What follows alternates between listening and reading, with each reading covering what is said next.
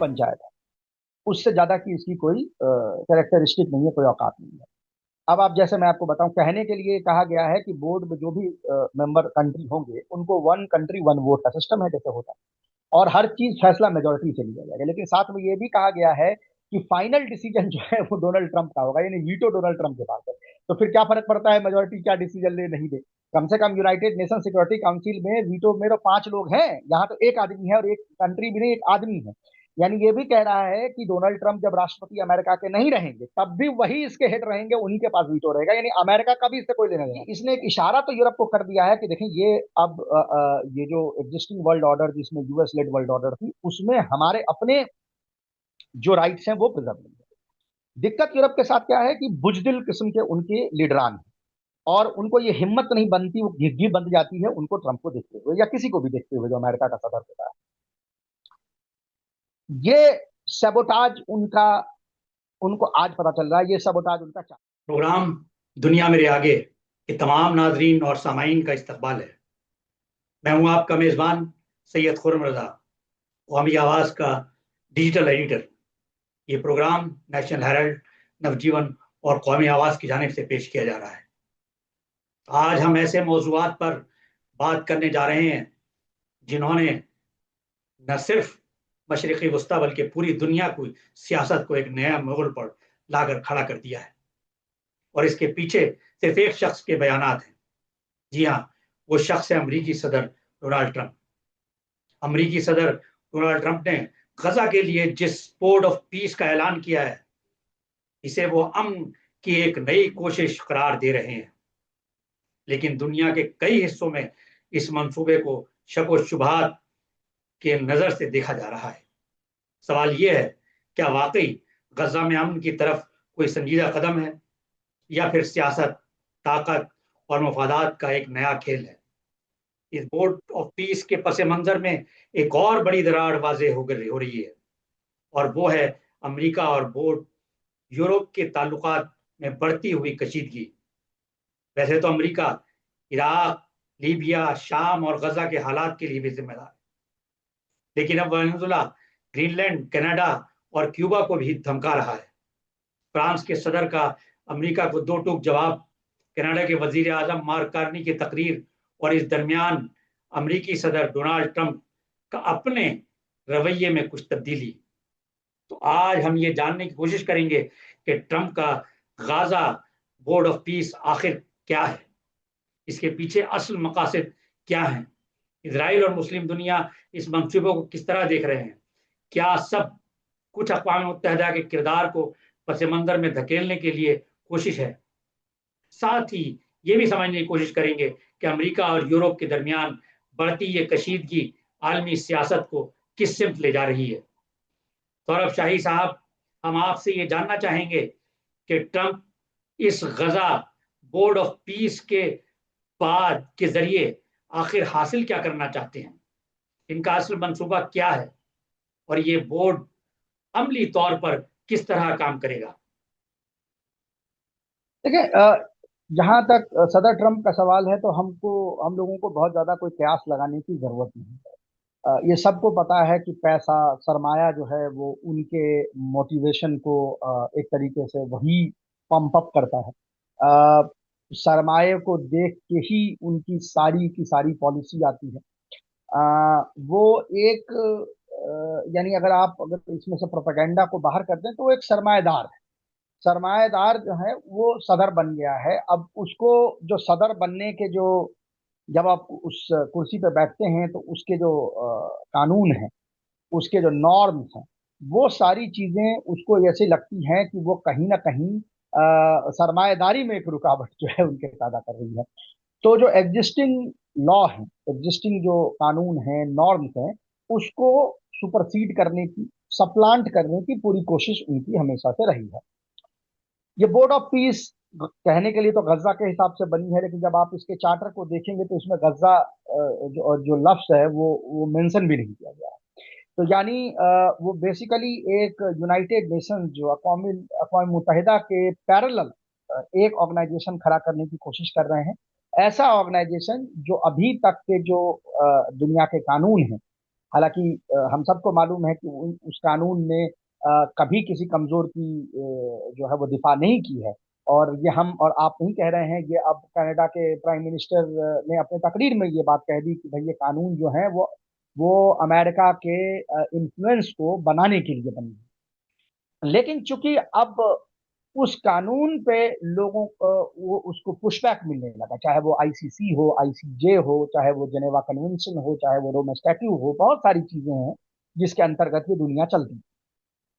अब चूंकि उस पर पुशबैक आ रहा है और अमेरिका देख रहा है कि उसके वो जो इन इंस्टीट्यूशंस को डोमिनेट करता था उसको चैलेंजेस मिल रही हैं कि तमाम सैंक्शंस लगाने के बावजूद भी आईसीसी ने वारंट जारी कर दिया नेतन्याहू के खिलाफ। मतलब इतने अमेरिका ने उस पर दबाव डाले, तमाम कोशिशों के बावजूद, सबोटाज के बावजूद इंटरनेशनल कोर्ट ऑफ जस्टिस ने कह दिया कि इजराइल जो है वो इंटरिम ऑर्डर में कि जेनोसाइड कर रहा है, ऑक्यूपेशन है, इलीगल है, सारी चीजें हैं। तो ट्रम्प को लगता है कि या अमेरिका को ओवरऑल, जो अमेरिका का जो एक जिसको हम कहते हैं कि एक वॉर पार्टी है, जो रूलिंग क्लास है, उसको लगता है कि एक पैरेलल इंस्टीट्यूशन बनाई जाए जहां पे उसकी मुखियागिरी जो आज तक चलती रही है, उसके दबदबा जो आज तक बेरोक टोक चलता रहा, उसमें जो ये थोड़ी बहुत रोक टोक जो होने लगी है वो भी ना हो। तो बोर्ड ऑफ पीस ये उसी तरह का है। अगर आप इसके चार्टर को पढ़ेंगे तो ये बड़ा खुलेआम कहता है कि हम सप्लांट जो है वो यूनाइटेड नेशंस को करना चाह रहे हैं। और इस हिसाब से आप इसके करेक्टरिस्टिक को समझ सकते हैं कि इसके बनाने के पीछे जो जो मकसद है वो क्या है। इस बोर्ड ऑफ पीस को दुनिया के कई हलके ट्रम्प का जाती पीस क्लब क्यों करार दे रहे हैं? क्या वाकई इस बोर्ड की साख्त और अरकान का इंतखाब शफाफ है, या इस पर जाती असर और रसूख गालिब नजर आ रहे हैं? ये खाप पंचायत है, उससे ज्यादा की इसकी कोई कैरेक्टरिस्टिक नहीं है, कोई औकात नहीं है। अब आप जैसे मैं आपको बताऊं, कहने के लिए कहा गया है कि बोर्ड में जो भी मेंबर कंट्री होंगे उनको वन कंट्री वन वोट का सिस्टम है जैसे होता है, और हर चीज फैसला मेजोरिटी से लिया जाएगा। लेकिन साथ में ये भी कहा गया है कि फाइनल डिसीजन जो है वो डोनाल्ड ट्रंप का होगा, यानी वीटो डोनाल्ड ट्रंप के पास है। तो फिर क्या फर्क पड़ता है मेजोरिटी क्या डिसीजन ले नहीं दे? कम से कम यूनाइटेड नेशन सिक्योरिटी काउंसिल में वीटो में तो 5 लोग हैं, यहाँ तो एक आदमी है, और एक कंट्री भी नहीं, एक आदमी है। यानी ये भी कह रहा है कि डोनाल्ड ट्रंप जब राष्ट्रपति अमेरिका के नहीं रहेंगे तब भी वही इसके हेड रहेंगे, उन्हीं के पास वीटो रहेगा, यानी अमेरिका का भी इससे कोई लेना देना नहीं रहेगा। तो वो आप समझ सकते हैं। दूसरी तरफ जो बोर्ड में जो मेंबर हैं वो कौन आएगा, कौन रहेगा, किसको एक्सेप्ट करना है, किसका उसकी क्या म्याद होगी, ये सारे डिसीजन जो हैं वो डोनाल्ड ट्रंप जाती तौर पे। बोर्ड मेंबर 3 साल के लिए रहेंगे, परमानेंट मेंबर आप रहना चाहते हैं तो $1 बिलियन जो है वो ढीला कीजिए, ये भी डोनाल्ड ट्रंप जो है वो डिसाइड करेंगे। तो आप उससे समझ सकते हैं कि ये कोई ऑर्गेनाइजेशन है या ये किसी तरह का एक मतलब जैसा मैं कह रहा हूँ खाप पंचायत है कि जिसमें कि सरपंच साहब जो हैं वो सारा डिसीजन अपने पास रखना चाहते हैं और हर चीज उन्हीं के बिना पे है। जो देश इसमें शामिल हो रहे हैं वो उस तरह के देश हैं जो ना बहुत ज्यादा डेमोक्रेटिक हैं, या जो मुस्लिम ममालिक इसमें शामिल हो रहे हैं वो उस किस्म के मुस्लिम ममालिक हैं जो बिके हुए हैं, यानी जिनके अपने इंटरेस्ट जो हैं उनको अमेरिका के साथ, ट्रंप के साथ उनको कड़ी फेवर करना, जैसे पाकिस्तान है या जैसे तुर्की है। लेकिन कोई भी ऐसा मुस्लिम ममालिक जो इंडिपेंडेंट ख्यालात रखता हो, दुनिया में ऐसे बहुत कम ही बचे हुए हैं, उनको इसमें शामिल करने की कोई जो है वो पहल भी नहीं है। यानी जो डोनाल्ड ट्रंप के हाँ में हाँ मिलाए। लेकिन हाँ उसमें ये होगा, ये उस तरह से समझ लीजिए जिस तरह से कि भाजपा में जो नाम निहाद मुसलमान होते हैं उनको इसलिए लाया जाता है कि लगे कि ये पार्टी जो है वो पूरे भारतीयों की पार्टी है, लेकिन आपको भी पता है और हमें भी पता है कि वो किसका नेतृत्व जो है वो कर रही है। तो जो नजमा हेपतुल्ला टाइप का के जो कैरेक्टरिस्टिक है उनकी जो औकात भाजपा में है, वही ये जो मुस्लिम ममालिक इसमें जो 8-10 शामिल हो रहे हैं उनकी वही औकात बोर्ड ऑफ पीस में होने वाली है कि वो शो पीस है, उससे ज्यादा की उनकी कोई अहमियत नहीं है। जो इसका विरोध कर रहे हैं वो मैक्सिमम आपको यूरोप के कंट्री नजर आएंगे, चाहे वो स्वीडन हो, नॉर्वे हो, फ्रांस हो, स्लोवेनिया हो, तमाम और भी यूरोपियन ममालिक इसका विरोध कर रहे हैं। चाइना भी इससे खुश नहीं है। इनफैक्ट रशिया ने भी इस पे जो है तनकीद की है, जो उसके सदर हैं पुतिन ने, उन्होंने कल तंज किया कि हमारे जो पैसे तुमने वो फ्रीज कर रखे हैं यूरोप में, उसमें से $1 बिलियन निकाल लो तुमको, अगर $1 बिलियन चाहिए। तो ये, इससे आपको समझ में आता है कि जो सीरियस हैं वो इसको देख रहे हैं कि as a effort to supplant United Nation. तो वो तो जाहिर है कि इसके मौजूदा जो इसका जो प्रारूप है उसमें तो शामिल वो नहीं होना चाहिए। बहुत से लोग ये भी इल्जाम लगा रहे हैं कि ये बोर्ड ऑफ पीस को अमन की बजाय अपने कारोबारी मफादात को फरोग के लिए इस्तेमाल करना चाहते हैं, खासतौर पर मशरक़ी वस्ती में सरमायाकारी और रियल एस्टेट से जुड़े मंसूबों के तनाजुर में। इन इल्जाम को आप किस नज़र से देखते हैं? देखिए, ये सब इल्जामात तो है ही नहीं। जब कहने का मतलब है कि डोनाल्ड ट्रंप हो या उसके जो भी गुर्गे हैं जो इसमें शामिल हैं, चाहे उसका दामाद हो जारेड कुशनर, चाहे वो उसका स्पेशल रिप्रेजेंटेटिव हो मिडिल ईस्ट का स्टीव विटकॉफ, ये सब जब खुलेआम ही कह रहे हैं कि हम गजा के सी फ्रंट पे हम रिजॉर्ट बनाना चाहते हैं, तो इसमें आरोप की गुंजाइश कहाँ? हम्म। इसमें आरोप की कहाँ गुंजाइश है? मैं कहूं कि मेरी हाइट 5 फुट 6 इंच है, तो आप थोड़ी ना कहेंगे कि, कि आरोप है आप पे कि आपके हाइट, आपकी हाइट छोटी है। अरे मैं खुद ही तस्लीम कर रहा हूँ कि मेरी हाइट 5 फीट है, तो भाई छोटी है, तो इसमें इल्जाम के तो कोई इसमें है नहीं। तो जहां तक देखिए, एक आप 100 आरोप डोनाल्ड ट्रंप पे लगा सकते हैं, लेकिन आप ये आरोप उन पे नहीं लगा सकते हैं कि वो कोई चीज पोशीदा तरीके से करते हो। बस शफाफ उस मामले में आदमी है कि वो एक्सेप्ट करता है जो कर, भाई ग्रीनलैंड पे हमको कब्जा करना है, हमको तेल लेना है तो ये जो अभी तक की हुकूमतें होती थी जो कि इसको ह्यूमन राइट का और डेमोक्रेसी का जामा पहना के और काम वही करती थी, उस जामे को इसने फाड़ के फेंक दिया है। और ये जो इसके दिल में आता है, जो इसके मन में आता है, वो बड़ा शफाफ तरीके से कह रहा है। तो आप तमाम आरोप डोनाल्ड ट्रंप पे और लगा सकते हैं, लेकिन ये आरोप नहीं लगा सकते हैं कि ये आदमी शफाफ नहीं है। बहुत ही साफ तरीके से वो कह रहा है कि भाई हमको होटल बनाना है, तो फिर इल्जाम की बात कहाँ से? ये जो बोर्ड ऑफ पीस है, इस पर इसराइल का क्या रद्द अमल है? इसराइली क़यादत से अपने हक में एक सिफारती मौका समझ रही है, या इसके अंदर भी कुछ तहफ़्फ़ुज़ात पाए जाते हैं? देखिए, आप बोर्ड का पूरा स्ट्रक्चर देखें, खासकर बोर्ड ऑफ पीस का छोड़ दें, उसके साथ जो गजा को चलाने वाला जो टेक्निकल बोर्ड है, वो सारे के सारे प्रो इसराइल उसमें लोग हैं। चाहे वो कुशनर खुद यहूदी है, विटकॉफ खुद यहूदी है, एवेंजेलिकल क्रिश्चियन है, मार्को रूबियो यहूदियों से ज्यादा यहूदी है, दो चार और यहूदी बिजनेसमैन उसमें शामिल कर लिए गए हैं। एक हिंदुस्तानी जिसको शामिल किया गया है, अजय बंगा, वो वर्ल्ड बैंक का हेड है, तो जाहिर है वो अमेरिका की ही बात करेगा। तो इसमें सारे जो हैं वो प्रो इसराइल वो हैं। लेकिन चूंकि इसमें कतर भी शामिल हो गया है और तुर्की भी शामिल है और इसमें इजिप्ट भी शामिल है, तो उससे इसराइल को जो है वो ये चीज जो है उसको राहत नहीं आई है। एक ही समझे इसराइल के कैरेक्टरिस्टिक को कि वो 100% अब हर चीज चाहता है, 90% भी नहीं। तो अगर 90% उसका इसमें काम हो रहा हो, लेकिन 10% भी इसमें दूसरे देश हो, तो उसको इस बात पे चिढ़ मचती है और उसने इसके लिए एहतजाज भी किया है। इसने उसके लिए प्राइवेट भी पब्लिकली भी कंप्लेन की है, खासकर उसके जो इसराइल के स्टैंडर्ड से भी जो अल्ट्रा राइट है, हालांकि पूरा इसराइल ही अल्ट्रा राइट है, लेकिन अगर उसके स्टैंडर्ड से भी जो दाएं बाजू के जो मिनिस्टर हैं, जैसे बेलजलील स्मोतरिच हैं या इतमार बिन गवीर हैं, उन लोगों के अगर आप बयान को देखेंगे तो वो इस बात से बहुत खफा हैं कि इसमें किसी किस्म का रोल जो है वो तुर्की और कतर का जो है वो डाला गया है, क्योंकि ये दोनों जो है इखवानुल मुस्लिमीन के एक तरीके से सपोर्टर माने जाते हैं, ये दोनों जो देश हैं। तो पहले तो टेंट्रम थ्रो किया इसमें बहुत सारा इसने, नेतन्याहू ने, लेकिन अब उसने एक्सेप्ट कर लिया है कि हम इसका हिस्सा बनेंगे।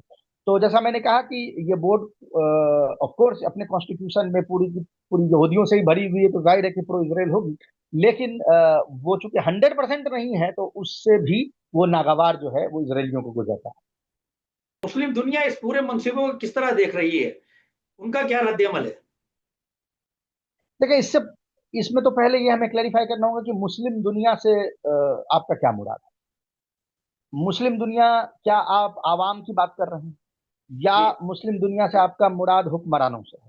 हुक्मरान और आवाम में मुस्लिम दुनिया में हर जगह जमीन और आसमान का फर्क है। शायद ही कोई मुस्लिम देश, एक आध मलेशिया वगैरह को छोड़ दीजिए, तो बहुत ही कम ऐसे मुस्लिम देश होंगे जहां जो फुल डेमोक्रेसी होगी और वहां आवाम के चीज को रिप्रेजेंट करते हों उसके हुक्मरान जो है। ईरान एक इसमें एग्जाम्पल हो सकता है, इराक एक दो इसमें अपवाद हो सकते हैं, जहां पर कि एक जनरल पॉपुलेशन जो है वो प्रो पैलेस्टाइन है, और हुकूमत भी उस हिसाब से अपने फॉरेन पॉलिसी को करती है। लेकिन बाकी कहीं भी इस तरह से आपको नहीं देखा जाएगा, चाहे वो कतर हो, चाहे वो तुर्की हो, कोई भी। तो अगर हुक्मरान से आपका मुराद है, तो फिर तो ये जो देश हैं इसको इस्लामिक कहना ये नाम निहाद है इस्लामिक, या मैं ऐसा कहूँ कि ये नाम से ऐसे लगते हैं, नाम निहाद ही हैं एक तरीके से। तो उनको तो अपने मफादात जो हैं वो सेटिस्फाई करने हैं। सबको करी फेवर करना है डोनाल्ड ट्रंप को, सब डोनाल्ड ट्रंप को जिसको मस्का लगाने की कोशिश करते हैं, मक्खन लगाने की कोशिश कर रहे हैं, चाहे वो इसमें पाकिस्तान हो, चाहे वो तुर्की हो, चाहे वो कतार हो।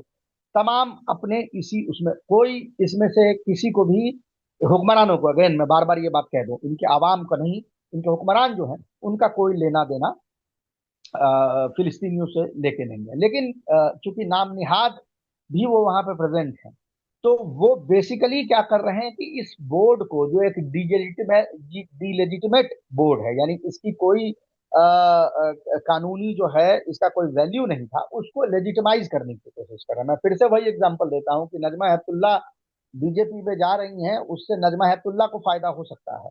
बीजेपी को ये फायदा है कि उसको लेजिटिमेसी आप देने की, कोई कल से बोलेगा कि आप फासिस्ट हैं, तो आपको आके कह देगा भाई हमारे, हम कहाँ फासिस्ट हैं, देखिए हमारे यहाँ तो 15 मुसलमान हैं, इनको हम किसी को हमने वाइस प्रेसिडेंट बना रखा है, किसी को हमने ये बना रखा है। तो वो जो जो शो पीस होता है ना, जो वो वही स्थिति ये जो नाम निहाद मुस्लिम ममालिक है उनका है यहाँ।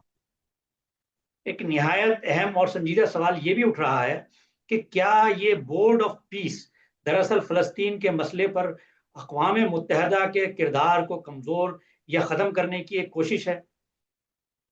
बिल्कुल है। चाहे यूएन की जो भी बॉडी फिलिस्तीन में काम करती, चाहे वो उनरवा हो, चाहे और भी तमाम बॉडीज हैं जो काम करती है, इसमें कोई दो राय नहीं है कि अमेरिका और यूरोप जिस तरीके से यूनाइटेड नेशंस को डोमिनेट करता था, उसके कारण से वो सही तरीके से काम नहीं कर पा रही है। लेकिन फिर भी अगर आप देखें तो उनका जो काम रिफ्यूजीज को लेके रहा है, इन सब जगहों पे रहा है, बहुत अच्छा रोल रहा है। अगर इस तरह का एकाधिकार यूरोप का और अमेरिका का नहीं होता तो ये और बेहतर काम करता। तो कोशिश ये हो कि उस एकाधिकार को तोड़ा जाए, यूनाइटेड नेशंस में जो इंडिपेंडेंट पावर्स हैं उनके वॉइस को और जो है वो मजबूत की जाए, कि कोशिश ये हो कि उसको सप्लांट ऐसे बोर्ड से कर दें जहां पहले तो फिर भी कोई 195 कंट्री के कुछ कुछ आप कुछ थोड़ा बहुत कर सकते थे, जनरल असेंबली में तो कर ही सकते थे, यूनाइटेड नेशन सिक्योरिटी काउंसिल में जाहिर है कि वहां पे वीटो लगा दी जा रही है, लेकिन जनरल असेंबली में तो कुछ चीजें आप कर सकते थे। तो आप वो आपको करना है कि आप, जैसा मैंने कहा, खाप पंचायत बनाना चाहते हो, तो खाप पंचायत तो उससे भी बुरा है। कोर्ट में तमाम खराबियां होंगी, लेकिन खाप पंचायत से तो बेहतर है। तो क्या आप कोर्ट को सप्लांट कर देंगे खाप पंचायत से? तो ये मुझे नहीं लगता कि ये कोई डिबेट का विषय भी है। ये तो बड़ा क्लियर है कि उसको अंडरमाइन करने की यहाँ पे कोशिश हो रही है। उनके चार्टर में लिखा हुआ, मैं एक दो तीन यहाँ पे लाइन पढ़ देता हूँ उनके चार्टर, तो लोगों को बड़ा क्लियर भी हो जाएगा। उनके चार्टर में लिखा हुआ है कि a more nimble and effective international peace building body. तो भाई आप किस पे तनकीद कर रहे हैं? यूएन पे कर रहे हैं ना। या आप हम्म। लिख रहे हैं durable peace requires the courage to depart from institutions that have for far often failed. तो कौन सा इंस्टीट्यूशन से आप डिपार्ट कर रहे हैं? तो जाहिर है कि इशारा जो है वो यूएन की तरफ है। तो जैसा मैंने कहा, आरोप है भी नहीं, ये तो खुद इनके चार्टर में लिखा हुआ है। तो फिर वही बात कि अगर ये कि आप खुद शफाफ हैं, तो हम कौन है ये बोलने वाले कि ये आरोप है? जैसा कि आपने गजा और ट्रंप के मुजवजा बोर्ड ऑफ पीस पर तफसील से रोशनी डाली, अब हम एक और मौजू की तरफ आना चाहेंगे जिसने इस वक्त अमेरिका और यूरोप के ताल्लुकात में शदीद कशीदगी पैदा कर दी है। फ्रांस के सदर मैक्रो का बोर्ड ऑफ पीस में शामिल होने से इनकार, कनाडा के वजीर आजम मार्क कार्नी की तकरीर, क्या अब यूरोप की आंखें खुल रही हैं? देखिए, बड़ी देर कर दी मेहरबान आते आते, वो वाली बात है कि आंखें तो बंद हो गई दुनिया की ना। वो आप आए नहीं हैं, आपका इंतजार कर रहे थे कि मौत से पहले आपको देख लें, आप आ नहीं पाए तो आंखें बंद हो गई। एक्चुअली आपने तो बहुत देर कर दी। मसला ये है कि देखें, इंटरनेशनल लॉ, गजा के सिविलियंस के मौत के साथ इंटरनेशनल लॉ जो है वो वहीं पे उन्हीं मलबों में दब गई, गजा के मलबों में, जहां पर हजारों लाखों की तादाद में गजा के फिलिस्तीनी जो है वो दबे। लेकिन इनको तब खबर मिली जब ये ग्रीनलैंड वाला मामला हुआ। चले हम्म। भाई, ठीक है, अब ये भी कह सकते हैं, मैं ये कह रहा हूं कि बड़ी देर कर दी मेहरबान आते थे, पर कुछ लोग ये भी कह सकते हैं कि भाई देर आए दुरुस्त आए। भाई ठीक है, देर आए दुरुस्त आए। मसला ये है कि ये ट्रंप ने इसको इरिवर्सिबल बना दिया। आप सबको पता है कि कल रात ट्रंप ने बैक ट्रैक किया। जी जी, उसी पे आ रहा था। ग्रीनलैंड ग्रीनलैंड मामले पे थोड़ा सा वो पीछे हटे हैं, और परसों तक शेयर मार्केट जिस तरीके से उनका डूब रहा था, तो उससे उनको पीछे हटना पड़ा है। लेकिन 100% पीछे नहीं हटे। लेकिन ये इसने एक इशारा तो यूरोप को कर दिया है कि देखें, ये अब ये जो एग्जिस्टिंग वर्ल्ड ऑर्डर, जिसमें यूएस लेड वर्ल्ड ऑर्डर थी, उसमें हमारे अपने जो राइट्स हैं वो प्रिजर्व नहीं है। दिक्कत यूरोप के साथ क्या है कि बुजदिल किस्म के उनके लीडरान हैं, और उनको ये हिम्मत नहीं बनती, वो घिघी बंध जाती है उनको ट्रंप को देखते हुए, या किसी को भी देखते हुए जो अमेरिका का सदर होता है। ये सबोटाज उनका, उनको आज पता चल रहा है, ये सबोटाज उनका 4 साल से चल रहा है। पूरे यूरोप की इकोनॉमी इस चीज पे डिपेंड करती थी कि रसिया से उसको सस्ते गैस मिलते थे, तब जाके वो कहीं थोड़ा बहुत वो कॉम्पीट कर पाता था चाइना से। आपने उस पाइपलाइन को उड़ा दिया, अमेरिका ने उस पाइपलाइन को उड़ा दिया, और आप कुछ नहीं बोल पाए। आपके पैसे लगे थे, याद रहे, उस पाइपलाइन में रसिया का पैसा लगा हुआ नहीं है, वो जर्मनी का पैसा लगा हुआ है। आपने उस पाइपलाइन को उड़ा दिया, चुप रहा। आपके आपको महंगी गैस एलएनजी बेची जा रही है, आप चुप रहे। यानी आपको रसिया के साथ मिलके एक सिक्योरिटी आर्किटेक्चर डेवलप करनी थी, वो ना करके आप, अमेरिका आपसे लड़वा रहा है लड़ाई, और आपके संसाधन, आपके लोग सब खत्म होते जा रहे हैं। आपको ये भी प्रेशराइज कर रहा है कि आप 5% अपने बजट का डिफेंस पे खर्च कीजिए। ये हमारे जो इकोनॉमिक्स के स्टूडेंट हैं, सबको वो बहुत फेमस वो जो ग्राफ है गन वर्सेस बटर का, वो सबको पता होगा कि आप जितनी अपने रिसोर्सेज गन के तरफ मोड़ते हैं, उतना ही बटर का प्रोडक्शन जो है कम हो जाएगा। बटर से यहाँ मुराद है डेली की चीज, जो जो यानी लोग जिसको खाते हैं, रसद से मुराद है। तो या हम्म। तो आप रसद बहुत अच्छा कर सकते हैं, या बहुत गन बना सकते हैं। तो आप, आपको प्रेशराइज किया जा रहा है कि जहां आप 2% भी खर्च नहीं करते थे अपनी डिफेंस का, बजट का हिस्सा डिफेंस पे, वहां आप 5% करेंगे। तो वो जो एक्स्ट्रा 3.5% है, वो कहाँ से आएगी? वो लोगों आवाम पे जो आपका खर्चा हो रहा है उसमें से। तो ये यूरोप को सबोटाज इतने सालों से किया जा रहा है, यूरोप को नजर नहीं आ रहा था। जैसा मैंने कहा, डोनाल्ड ट्रंप और बाइडेन में ये फर्क है कि साफ आदमी क्लियरली कह दिया कि कब्जा कर लेंगे, वरना यही काम, यही सबोटाज जो है वो बाइडेन भी कर रहा था। तो अब इनकी आंखें खुली है, लेकिन जैसा मैंने कहा, बड़ी देर कर दी मेहरबान। जैसा आपने जिक्र कर दिया, अमेरिका सदर डोनाल्ड ट्रंप क्या कुछ कदम पीछे खींचते हुए नजर आ रहे हैं।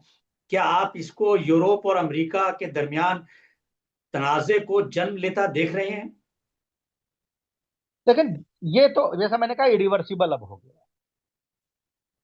आप इस तरह से देखें कि आप और मैं फर्ज करें कि हम कम से कम पिछले 15 सालों से ज्यादा, इनफैक्ट 17-18 सालों से हमारी आपकी दोस्ती, और बड़ी अच्छी दोस्ती है। हम आप उठते बैठते हैं, खाते पीते हैं। मैं एक दिन आपसे किसी बात पे कोई इख्तलाफ हो जाए, और मैं क्या करूं, अपने पॉकेट से एक बंदूक निकाल के आपको, आप पे लगा दूं। भाई सौरभ शाही ने एक बंदूक निकाल के लगा दिया खुर्रम रजा, हम्म। और फिर मैं आपसे, आप फिर करें कि यार इतनी पुरानी दोस्ती, तुम क्या कर रहे हो? तो मैं वो बंदूक वापस अपने पॉकेट में रख लूं कि हाँ कोई नहीं आपस में बात कर लेंगे। लेकिन मेरे पर से आपका विश्वास तो परमानेंट खत्म हो गया कि भाई ये आदमी कभी भी बंदूक मेरे पे निकाल सकता है। आज बेशक ये पीछे हट गया। तो इसी को अगर आप बड़े रूप में देख लीजिए, तो दिक्कत यह है कि जब आप कार्ड जब प्ले कर देते हैं, हाथ जब आप कार्ड फेंक देते हैं, ताश का पत्ता आप वापस भी ले रहे हैं, तो अब सामने वाले को पता तो है ना कि ये पत्ता आपके पास, तो ये इरिवर्सिबल हो जाएगा। अब धीरे धीरे यूरोप में एक नई लीडरशिप डेवलप होगी, जो डी रिस्क करेगी अपने आप को अमेरिका से। वो जो सारे अंडे उसने अमेरिका के बास्केट में रख दिए थे, उन अंडों को निकाल के अब थोड़े अंडे चाइना के बास्केट में रखे जाएंगे, थोड़े अंडे रशिया के बास्केट में रखे जाएंगे, थोड़े अंडे भारत के बास्केट में रखे। तो ये चीज जैसा मैंने कहा, ये इरिवर्सिबल हो गया है। That is what Trump has achieve. ये थे हमारे मेहमान सौरभ कुमार शाही, जो हमारे नाजरीन को आलमी मुद्दों के ताल्लुक से रोशनास करा रहे थे। हमेशा की तरह आखिर में तमाम नाजरीन और सामाईन से गुजारिश करता हूँ कि वो अपनी कीमती आरा और तजावीज़ हमें ज़रूर इरसाल करें, ताकि प्रोग्राम दुनिया मेरे आगे को आपके लिए मजीद दिलचस्प, जामे और बामाने बना सकें। हम अगले प्रोग्राम में फिर हाजिर होंगे एक नए रुख, एक नई सोच के साथ। तब तक के लिए अपनी मुस्बत सोच को जिंदा रखिए और प्रोग्राम दुनिया मेरे आगे को देखते रहिए।